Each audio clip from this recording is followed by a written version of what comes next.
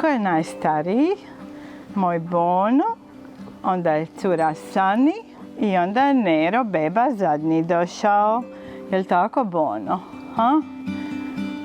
Ko mi je puno dobar. Bono je za mene više od člana obitelji. Najbolji na svijetu. Jel' tako? Sa mnom je već 13 godina punih. To je moje sunce, moj zrak koji dišem. To je moje sve, stvarno.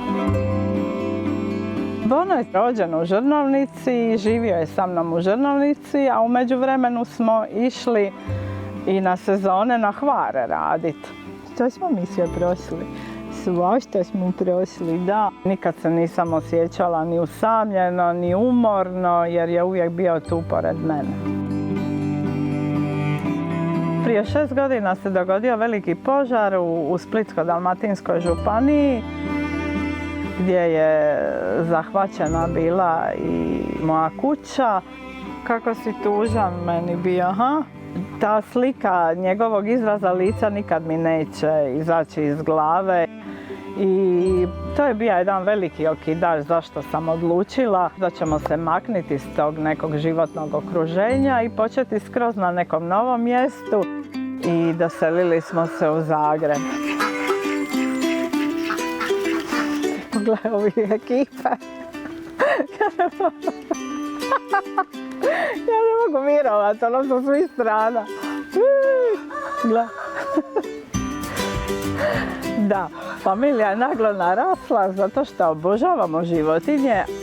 Kako nam je ovo Bonelovo gost, tako da smo otvorili hotel za čuvanje kućnih ljubimaca i on je presretan.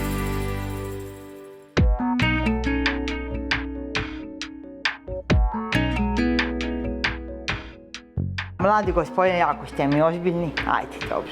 Ostane mi samo tu da te odmah vidim kako ti testisići izgledaju. Kod Bona je postala sumnja na tumor testisa. Na svu sreću nije se radilo o tome, nego samo o upalnoj reakciji. On je odreagirao na terapiju antibioticima i problem se riješio do kraja. Testisi su simetrični, nema tu nikakve bolnosti. Ne bolite, ljubav? Sve je tu u redu izgleda. Bravo. Sada ti pogledamo malo druge stvari kad si mi već tu i kad si mi tako žikolja. Ono što najčešće viđamo kod upala testisa, to je izrazita bolnost i nemoguće je te simptome ne primijetiti. Za razliku od tumora testisa, u biti vrlo lako je moguće ne primijetiti da pas ima tumor testisa ako niste opipali testisa. Malo se pomažimo da radimo. Eto.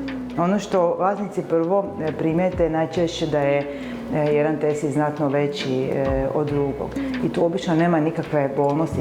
Ono što je jako bitno za vlasnike, znati da testisi koji nisu spušteni češće imaju te neke tumorozne promjene nego testisi koji su spušteni. Samo ljubav malo usta zatvori, malo usta, bravo. Ti tumori testisa mogu biti maligni ili benigni, ali ovi koji najčešće viđamo rijetko kad metastaziraju. Ma pusaj tebi, ajde. Većina tumora testisa se u pravilu riješi operativno, znači kastracijom. Malo guzu pogledamo. Ukoliko je došlo do metastaze, to se može kombinirati sa zračenjem i kemoterapijom. Vi ćete ipak i dalje pratiti te testise. U slučaju vidite da jedan testis rasti, pa ćete nam se opet javiti, jer tumori testisa su kod pasa njegovih godina relativno česti. Dobro. Eto, Patulja, preživio. Zahvali se. Ne bih hvala. Eto, hvala se kad izađem.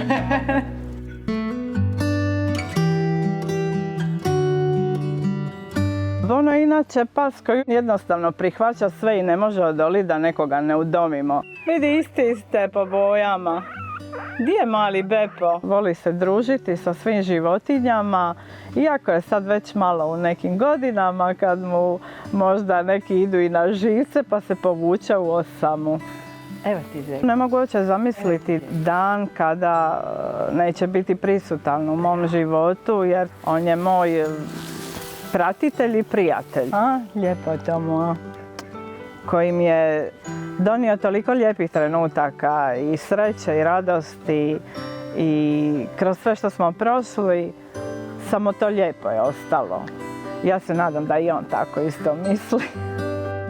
Iako po svemu kako se ponaša znam da uživa i da mu je lijepo. Ono se želi češljati, jel tako beba? Pogotovo od kad smo se preselili u Zagreb.